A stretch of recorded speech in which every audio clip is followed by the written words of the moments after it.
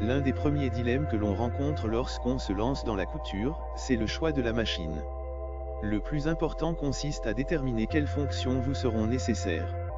Il n'est pas utile de partir sur un modèle trop sophistiqué si vous n'êtes pas certaine que la couture vous plaira. Mais gardez également à l'esprit qu'une machine bon marché ne sera pas toujours une bonne affaire.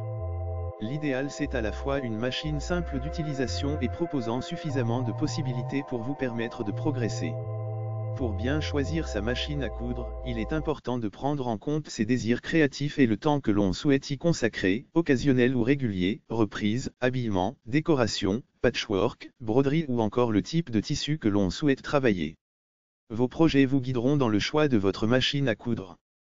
Quel que soit le budget que l'on souhaite investir ou l'usage que l'on attend de sa machine à coudre, elle doit proposer les points de couture de base, points droits, points zigzag et boutonnières, de préférence automatique en un temps, à défaut en 4 temps. Attention, la mention « boutonnière en 4 temps » signifie que vous devez changer 4 fois vos paramètres de couture afin de coudre les 4 côtés de la boutonnière. Sur une chemise, cela peut être fastidieux. Le point pour couture stretch, ou élastique, s'avère utile pour travailler les tissus extensibles comme le jersey par exemple.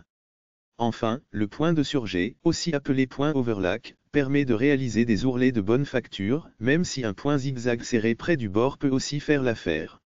La machine à coudre doit proposer un minimum de pieds presseurs, ou pieds de biche, 4 dans l'idéal, un classique, un pour les fermetures éclairs, un pour les boutonnières et éventuellement un pose-bouton, pour cadrer les boutons.